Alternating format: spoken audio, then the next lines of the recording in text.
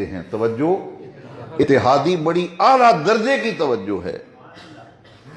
حضرت خواجہ باقی باللہ رحمت اللہ تعالی علیہ، آپ کی خانقاہ اور درگاہ پر رات کے وقت کافی وقت گزر چکا تھا، کوئی مہمان آ گئے تو آپ نے خادم سے کہا کہ بھائی جلدی سے ان کے لیے کھانا لے آؤ۔ کہا حضرت لنگر خانے میں تو سب کچھ ختم ہو گیا، اب ہر چیز کلوز کر دی گئی ہے، کام بند کر دیا گیا ہے۔ تو فرمایا جاؤ بازار میں کسی ہوٹل سے نان بائی سے روٹیاں لے آؤ۔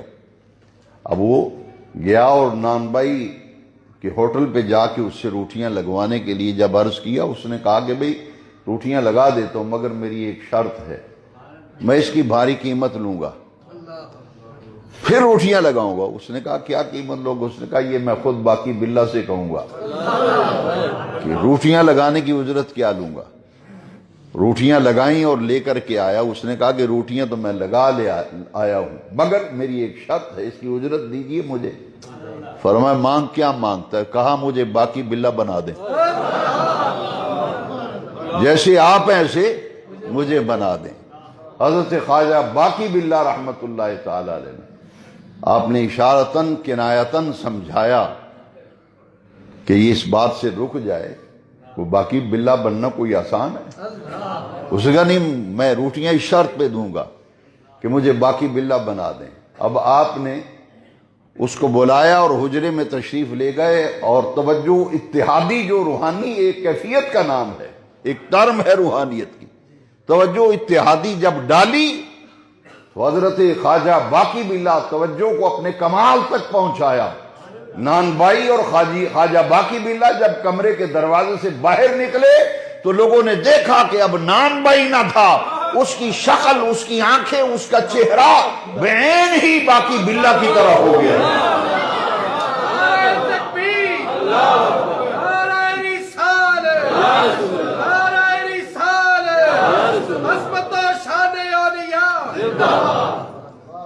ہے مشکل بات لیکن میں آسان کر کے کوشش کرتا ہوں سمجھانے کے لیے۔ جب توجہ اتحادی شیخ اپنے مرید کے قلب پر ڈالتا ہے، اس کے ظاہر اور باطن کو شیخ کے ظاہر و باطن سے متحد کر دیتا ہے۔ جیسے شیخ کا باطن ہوتا ہے مرید کا باطن ہوتا ہے، جیسے شیخ کا ظاہر ہوتا ہے مرید کا ظاہر ہوتا ہے۔ یہ کسی نقشبندی پیشوا سے پوچھنا کہ توجہ ہو پیشوا ہو حقیقی پھر پوچھنا کہ حضرت توجہ اتحادی کیا ہوتی ہے۔ ہر مرید اس کتاب نہیں لا سکتا۔ دیکھیے ادھر توجہ اتحادی ڈالی، لوگوں کے لیے جان پہچان مشکل ہو گئی کہ ان دونوں میں سے باقی باللہ کون ہے۔ ظاہر اور باطن متحد ہو گیا باقی باللہ کے ساتھ۔ اور جب اللہ اکبر جب باہر نکلے تو دنیا کے ہوش و حواس باقی باللہ کھو بیٹھا ہے۔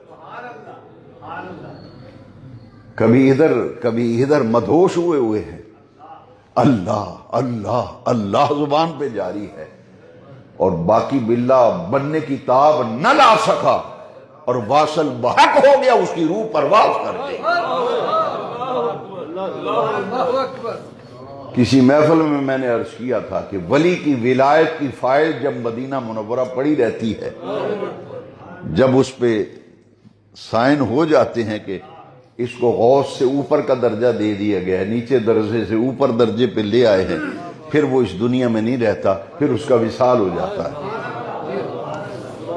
یہ اللہ والے جب بیمار ہوتے ہیں، ان کی زندگی کے آخری ایام ہوتے ہیں، ان میں بھی راز یہ ہوتا ہے کہ ان کی پروموشن کی فائل ٹیبل پہ کہتے ہیں صاحب کے ٹیبل پہ پڑی ہے، قاری صاحب دعا کیجئے، بس صرف سائن ہونے باقی ہیں۔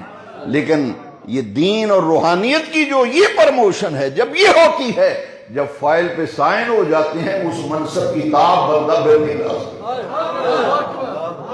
اس کا وصال ہو جاتا ہے۔ اتحادی توجہ ڈالی تھی، کیوں چھپایا تھا؟ جو بے نیاز کافروں کے جرمٹ میں سے مصطفیٰ کو گزارنے پر قادر ہے، وہ غار ثور میں 3 روز تک چھپائے بغیر بھی مصطفیٰ کو مدینے پہنچانے پر قادر تھا۔ معاملہ یہ تھا، کائنات والوں 3 راتیں غار کے اندر اس لیے رکھا ہے کہ مصطفیٰ کی توجہ اتحادی بڑھ جائے، ابو بکر کا ظاہر مصطفیٰ کے ظاہر کی طرح ہو جائے، باطن مصطفیٰ کے باطن کی طرح ہو جائے۔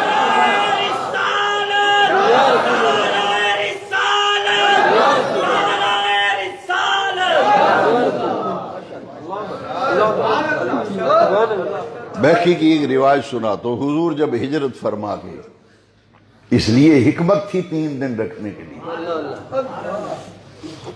مدینہ منورہ سرکار جب پہنچے تو حضور زمین پہ تشریف فرما ہیں، بیٹھے ہوئے ہیں، مخدوم بیٹھتا ہے، خادم کھڑا ہوتا ہے، مخدوم خادم کھڑا ہوتا ہے۔ کبھی ایسا نہیں ہوا کہ خادم بیٹھا ہو اور مخدوم کھڑا ہو۔ جب مدینہ منورہ میں دھوم مچ گئی کہ حضور ہجرت فرما کے تشریف لے آئے، اب حضور تو تشریف فرماتے چادر پہ، جو بھی ملنے کے لیے آتا تو وہ ابو بکر کو سلام لیتا، وہ حضور سے مصافحہ کرتا۔ سیدنا ابو بکر صدیق سے مصافحہ جو بھی کہا تو آپ اس کا ہاتھ پکڑ کے کہتے یہ ہے میرے آقا، یہ ہے میرے آقا۔ مصافحہ حضور سے کرنا ہے، جو آتا ہے وہ خادم کھڑا ہے، خادم سے مصافحہ کر رہا ہے، مصطفیٰ تو نیچے بیٹھے ہیں، اس کا ہاتھ پکڑ لیتے، فرماتے ہیں یہ ہیں ہمارے آقا مولا، یہ ہیں ہمارے ماں۔ نیچے چادر بھی بچھائی، حضور توجہ اتحادی ابو بکر پہ غار ثور میں ڈالی اور مصطفیٰ کی صفات کا مظہر بن گئے۔ جو بھی آتا ابو بکر کے چہرے میں وہ دعا کے مکھڑے کے اس مظہر کو دیکھتا، جلوہ مصطفیٰ کا اظہار ابو بکر سے چہرہ ہوتا تھا، اور جو بھی آتا پھر حضور سے سلام لیتا۔ یہ توجہ اتحادی کے لیے غار کے اندر رکھا تھا۔ وما علینا الا البلاغ۔